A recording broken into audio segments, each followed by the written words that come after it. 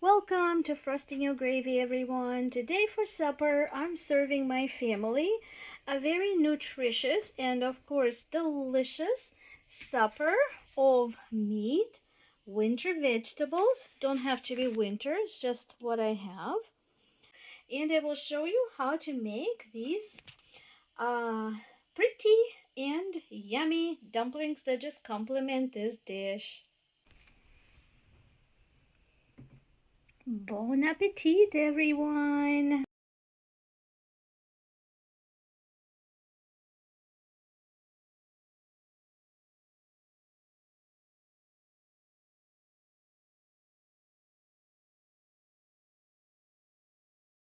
For the vegetables today, I will be using carrots, potatoes, a turnip, parsnips, onions, garlic, and cabbage. This set of vegetables is optional. Usually, if I make it in the winter, I will use whatever winter vegetables are um, available in the stores.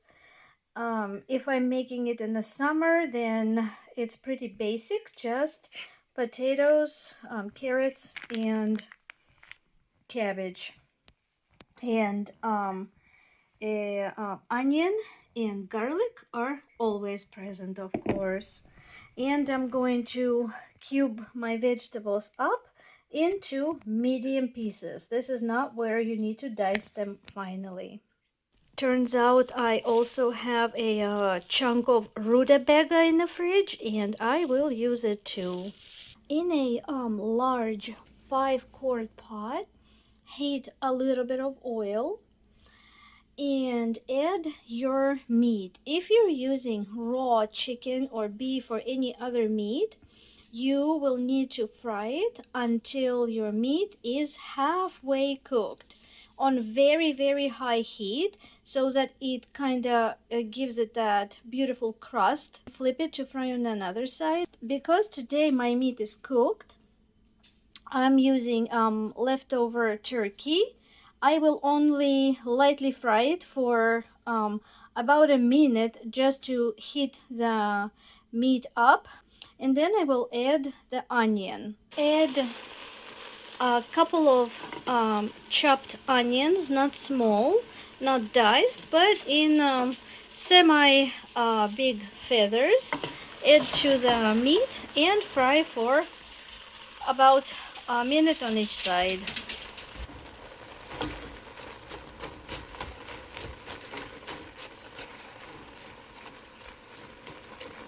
Next, I'm adding garlic. You can skip garlic if you don't like it, or add about um, two little cloves. I am personally so tired of my family being sick this winter, so I'm actually adding a whole head of peeled garlic, and I'm just slicing each clove in half or in 3 little pieces just to open up that flavor. Onion has wilted down. Time to add the garlic and stir it for about 30 seconds. Remember, we did not turn the heat down. So far, everything is on high heat. So don't step far away, kind of stay close by so you can keep stirring. After adding that garlic, it's a perfect time for seasoning. The classic ones are salt and pepper, but today I decided to use seasoned salt. That's got paprika, some other spices. So I don't know how much salt because I don't usually measure it. Maybe a tablespoon of seasoned salt. And stir to distribute the seasoning. Time to add the vegetables. I diced everything up, kind of, again, not too small, but medium chunks. And I will drain the water and add the veggies to the pot. Adding the veggies. This is so good and nutritious. So now I'm going to stir it with the meat and fry in this hot oil that's on the bottom until they get a little bit of crust. Halfway cooked, I would say. Whenever you can tell that those vegetables have somewhat softened up, we will call it done at that stage, and we will go to the next step. Once the vegetables have softened up a little bit, add water to about half the pot. It should not come up all the way. We just need some liquid there to help cook our vegetables, and reduce the heat to medium.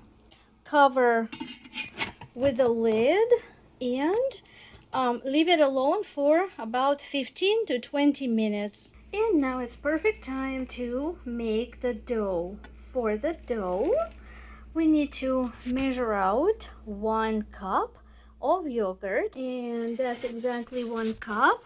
Add half a teaspoon of salt, 1 teaspoon of sugar.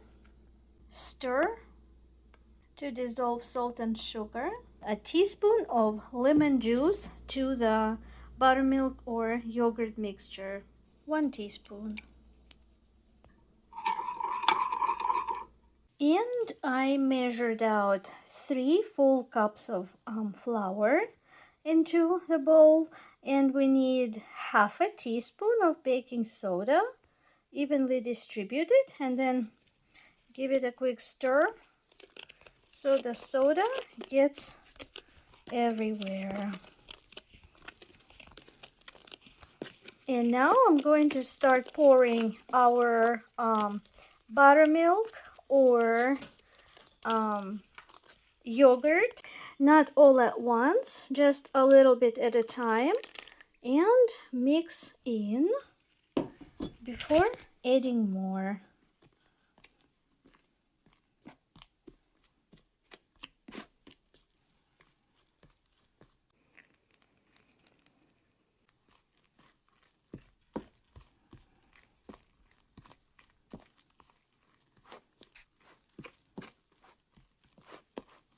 And the final liquid portion. When all of the flour have been moistened, it is time to put the spoon away and knead the dough by hand. This is a very quick to put together dough. And in the end, I am going to add, when this comes to a rough, shaggy bowl, I will add 1 or 2 tablespoons of vegetable oil, just to give this dough some elasticity. And it took me less than a minute to gather these wet and dry ingredients into a rough, shaggy bowl. As you can see, the bottom of my bowl is now clean. The dough is not smooth yet. I will continue kneading it. I'm just going to add a little splash of oil into it. Here we go. And this will help with the dough's elasticity, and kneading will be easy and will happen in no time at all. Instantly in front of your eyes, the dough transforms, as you can see. And knead this dough a little bit on a just on the counter or on the table. And here's the dough. I'm going to cover it with a saran wrap and leave it for 20 minutes. After a while, when the veggies soften up and cooked down a little bit, time to add the cabbage if you're adding the cabbage. If you're skipping the cabbage, then go to the next step. But in our family, we appreciate the cabbage, so I'm adding 1 16-ounce package of cut up tricolor coleslaw. mix. Lightly season the cabbage with salt and pepper. And pour enough water to cover all the vegetables and be above by 1 finger. That way, your vegetables and meat stuff will be more dry and more like meat and veggie on the side with dumplings.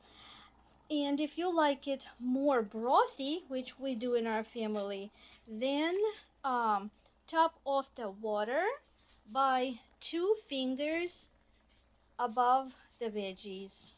Cover with the lid and reduce the heat to 1, to the lowest you have, while we are rolling out our dough. And here is our dough piece. After it sits wrapped up for about 20 minutes, it becomes very, very smooth and soft and gains that perfection that initially kind of lacks. Cut it in half and roll one out while the other one is wrapped up in plastic. It doesn't have to be a perfect rectangle because we're gonna roll it up. And next step is to sprinkle either vegetable oil, olive oil, or even better, melted butter. I'm saving my butter for a dessert recipe, so I'm going to do this vegetable oil on this for dinner. Next, sprinkle a little garlic powder, and again, this is optional, you don't have to. I like it slightly garlicky, just a little bit because it's very powerful. And again, optionally, dill weed. And there should already be enough salt in the dough because remember we added the salt when we were making the dough. I don't see a need to add additional salt here. And now, beginning from one end, roll this into a log, jelly roll style. From here I will roll all the way down, or you can begin from the bottom and go up, whichever one is more comfortable for you. And here is my little log all rolled up, and in the end I have a little oil that's like spilling out because it all got pushed to this edge. It's all right. I'm just going to leave it on the mat, and then when this piece is all rolled out, I will take a silicone brush and I will scoop out this little puddle of oil, and I will brush it on top of this one so nothing is being wasted. And now, using a sharp knife, carefully slice them into maybe like 3 fingers, or if you have larger hands, my hands are real small, 2 fingers wide. Slice them into pieces. And once you roll them up, lay them on your steamer tray, cut side up and another cut side down. And also, guys, if you don't have a steamer pot, it's totally okay. Simply open your lid and carefully, without getting burned from the steam of those hot vegetables, gently lay these little barrels on top of the vegetables. And if everything doesn't fit in one layer, it's okay to stack them because of the oil in them. They won't stick. I've seen these done without any steamer pot. Just a regular pot will absolutely do.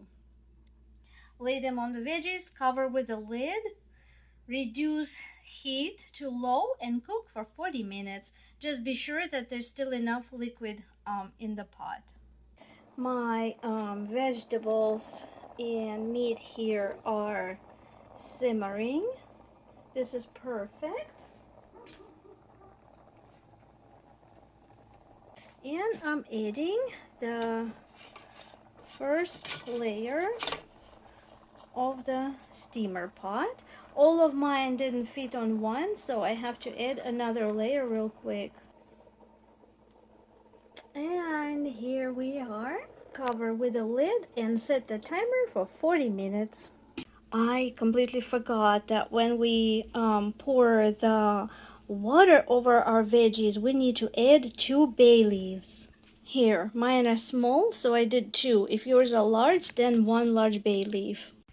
Let's take a look-see.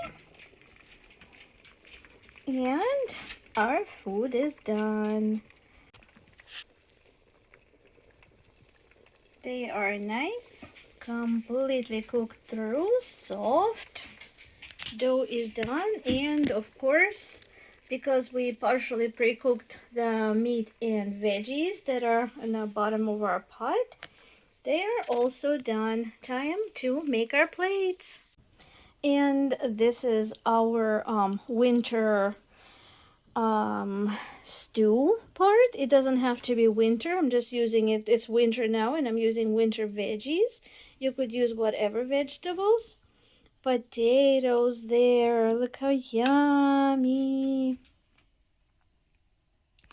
And here is our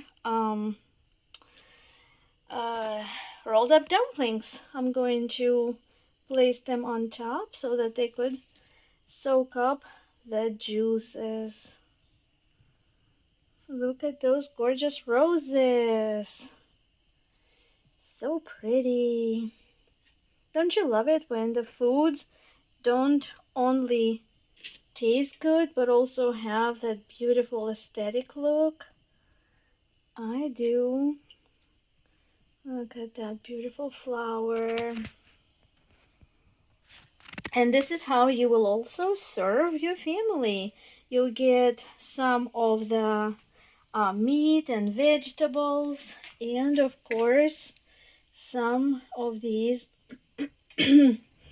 delicious, pretty noodles.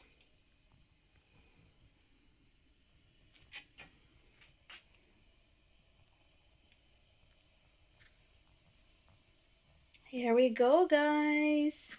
Please give me thumbs up for my hard work and consider subscribing to Frosting Your Gravy for more delicious recipes to come to you in the future. Thank you guys for watching, and I'll see you in the next one.